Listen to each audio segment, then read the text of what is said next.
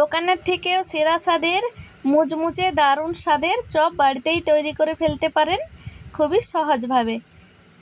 Hello friends, Mithu kitchen ব্লগসে আপনাদের স্বাগত। আজকে আমি বানিয়ে দেখাবো দারুণ স্বাদের মুচমুচে চপ। তার জন্য আমি নিয়েছি 1 বাটি বেসন। এখানে আমি প্যাকেট বেসনটা নিয়েছি। বেসনটাকে আমি চেলে নিচ্ছি।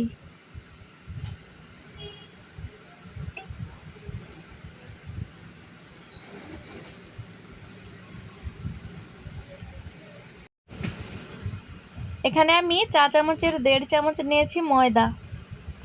এখানে শুধু বেসনও নেওয়া যেতে পারে। এখানে আমি ময়দাটা মিশিয়ে নিচ্ছি। ময়দাটাকেও একটু চেলে নিচ্ছি। চেলে বেসনের সাথেই মিশিয়ে নিচ্ছি। তারপরে দিয়ে দিচ্ছি সামান্য আজওয়াইন, হাতে একটু ক্রাশ করে দিয়ে দিচ্ছি।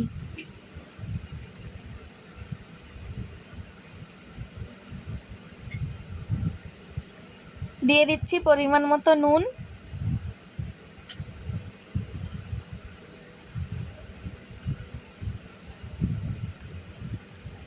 তারপরে দিয়ে দেব ঝাল লঙ্কার গুঁড়ো। চাইলে এখানে কাশ্মীরি লঙ্কা গুঁড়োটা মিশিয়ে নিতে পারেন।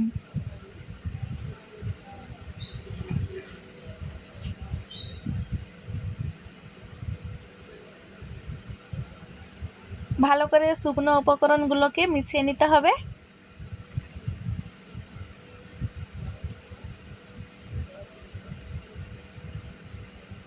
তারপরে অল্প অল্প করে জল দিয়ে একটা ব্যাটার তৈরি করে নিতে হবে।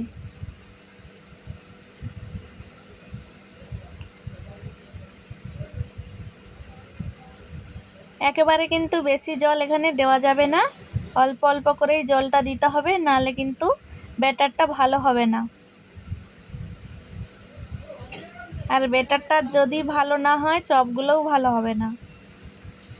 প্রথমে চামচের সাহায্যে এইভাবে বেসনটাকে মিশিয়ে নিতে হবে।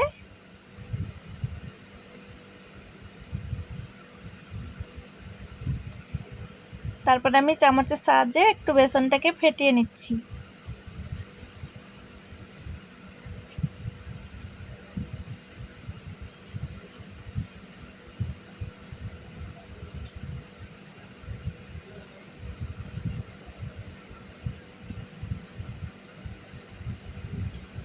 চামচ দিয়ে বেসনটাকে ফেটিয়ে নিয়েছি। এইবার আমি 1 চিমটে দিয়ে দিচ্ছি খাবার সোডা। চাইলে এখানে বেকিং পাউডারটা দেওয়া যেতে পারে। তো খাবার সোডার উপরে একটু জল দিয়ে আমি ভালো করে বেসনটাকে ফেটিয়ে নিচ্ছি।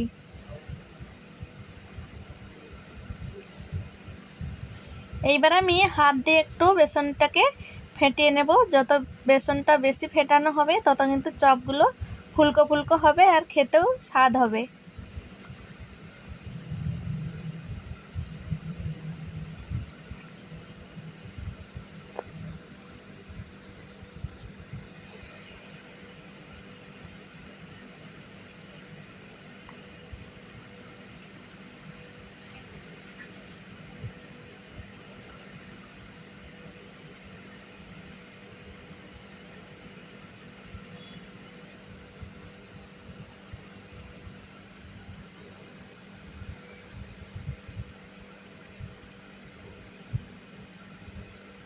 বেসনটা আমি ফেটিয়ে নিয়েছি।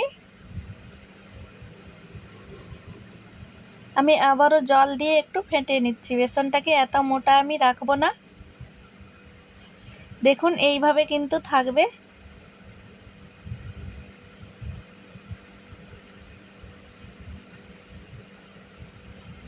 বেসনের কনসিস্টেন্সি এইরকমই থাকবে।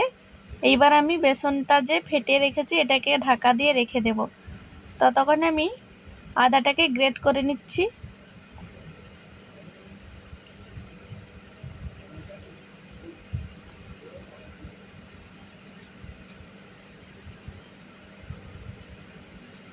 আদাটা গ্রেট করা হয়ে গেলে এবার পেঁয়াজটাকে গ্রেট করে নেব। চাইলে এখানে আদা রসুন বা পেঁয়াজটাকে অন্যভাবেও দেওয়া যেতে পারে। আদা রসুনটাকে বেটে দিতে পারেন, পেঁয়াজটাকে কুচিয়ে দিতে পারেন। আজকে আমি অন্য রকমভাবে চপটা বানাবো, তাই আমি গ্রেট করে দিচ্ছি।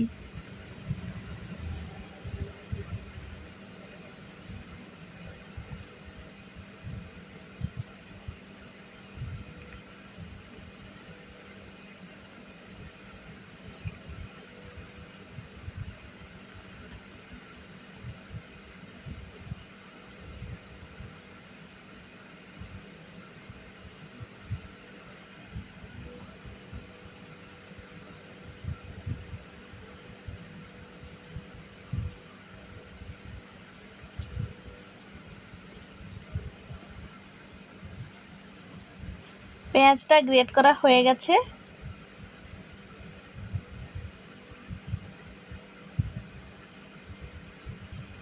এইবার আমি রসুনটাকে গ্রেট করে নিচ্ছি। চাইলে এখানে রসুনটাকে থেতো করে দিতে পারেন। রসুনটা গ্রেট করা হয়ে গেছে।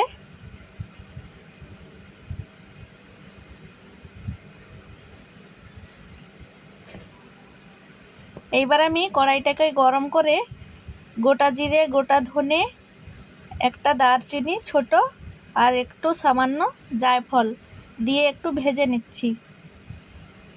শুকনো খোলায় এভাবে ভেজে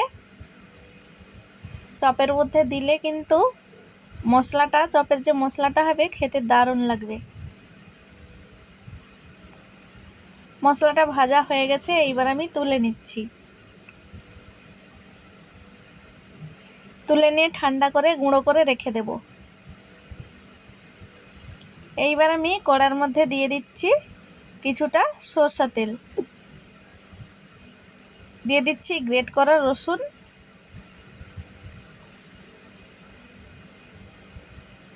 রসুনটা ভাজা হয়ে গেলে এবার দিয়ে দেব গ্রেট করা আদা।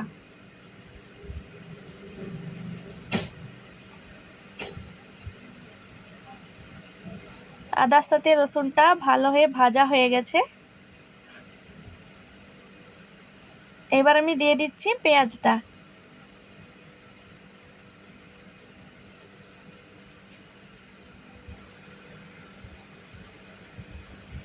ভালো করে কিন্তু আদা রসুন আর পেঁয়াজটা ভাজা ভাজা হয়ে গেছে।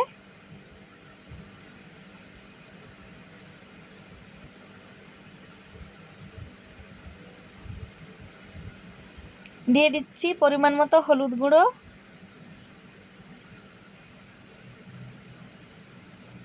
আর লঙ্কার গুঁড়ো দিয়ে মশলাটাকে আবারও ভালো করে মিশিয়ে নিচ্ছি।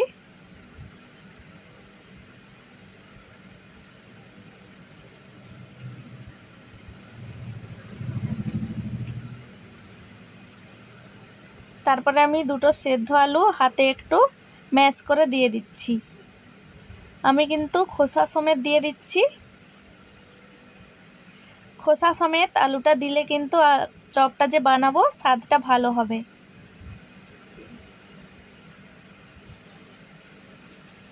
ভালো করে মিশিয়ে নিয়েছি। লাস্টে দিয়ে দিচ্ছি গোলমরিচের গুঁড়ো আর স্বাদ মতো নুন আর সামান্য আমচুর পাউডার। চাইলে এখানে লেবু রসটা দেওয়া যেতে পারে। ভালো করে আলুটাকে আমি মিশিয়ে নিয়েছি মশলার সাথে। এইভাবে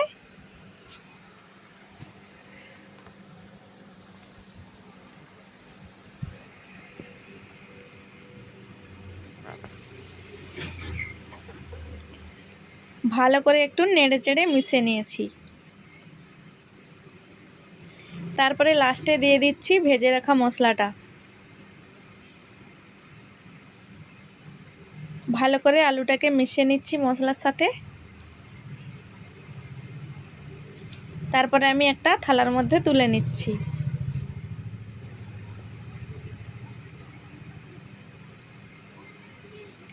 কড়াইয়ের মধ্যে আবার একটু সাদা তেল দিয়ে দিয়েছি।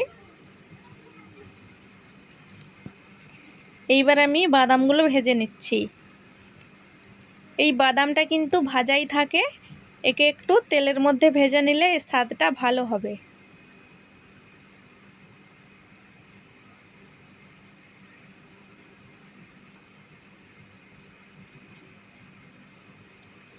বাদামটা ভেজে আলুর সাথে আমি মিশিয়ে নিয়েছি। এইবার কড়াইয়ের মধ্যে দিয়ে দিচ্ছি বেশ খানিকটা সাদা তেল।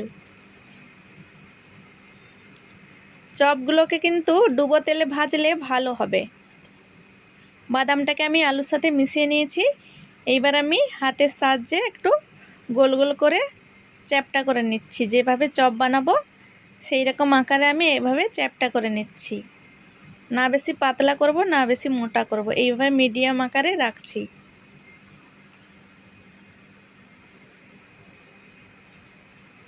এইভাবে করে আমি চপের আলুগুলো বানিয়ে নিচ্ছি।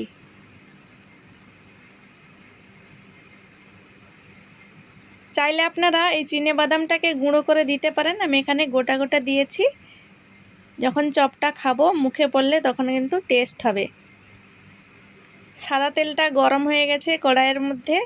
তারপরে যে ব্যাটারটা আমি রেখেছিলাম সেই ব্যাটারটাকে একটু হাত দিয়ে আবার একটু এভাবে ফেটিয়ে নিচ্ছি। চাইলে আপনারা এর মধ্যে গরম একটু তেল দিয়ে একটু মিশিয়ে নিলে চপগুলো আরও বেশি ক্রিস্পি হবে। আমি এখানে দিচ্ছি না, সরাসরি আমি আলুটাকে ব্যাটারের মধ্যে দিয়ে এভাবে চপের মতো কড়াইয়ের মধ্যে দিয়ে দিচ্ছি। ব্যাটারটাকে ঝাড়িয়ে নিয়ে কিন্তু দিতে হবে।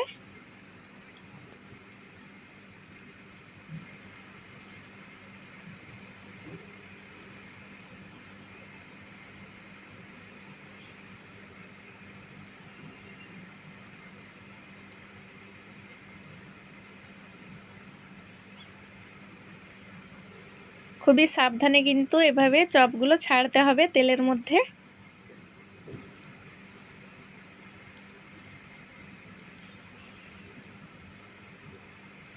দেখুন খুব সহজেই কিন্তু তেলের উপরে চপগুলো ভেসে উঠেছে।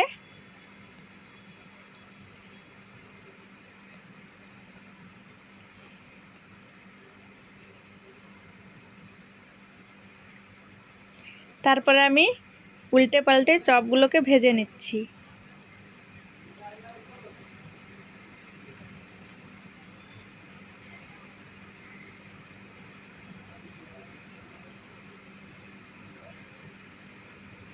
তেলটা কিন্তু খুবই গরম হতে হবে, তারপরে চপটা ছাড়তে হবে।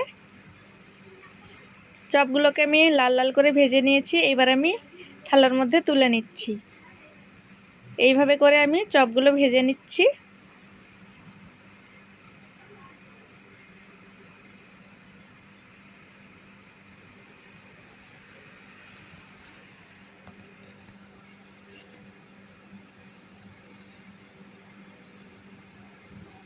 দেখুন চপগুলো ছাড়ার সাথে সাথেই কিন্তু ভেসে উঠে যাচ্ছে।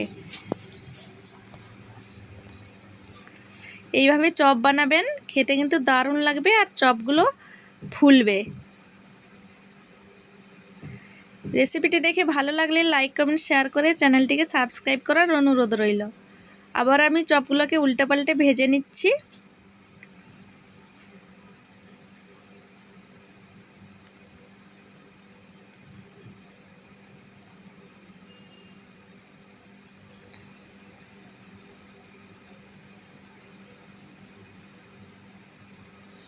দোকান থেকে বেশি দাম দিয়ে কেনার থেকে বাড়িতেই তৈরি করে ফেলুন, খুবই সহজেই তৈরি হয়ে যাবে।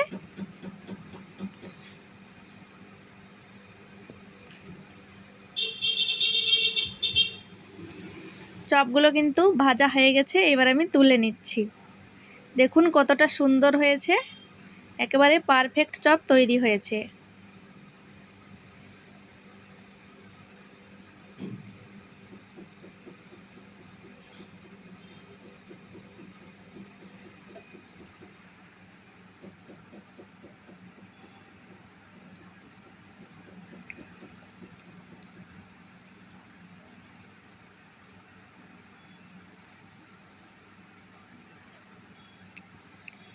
তো এইভাবে করে আমি চপগুলোকে ভেজে নিয়ে আপনাদের দেখাচ্ছি। বাড়িতে কিন্তু অবশ্যই তৈরি করবেন, এইভাবে চপ খুবই সহজে তৈরি হয়ে যায়। দেখুন সবগুলো আমি ভেজে নিয়েছি, একটা প্লেটের মধ্যে আমি সাজিয়ে নিচ্ছি। কালারটাও কত সুন্দর এসেছে।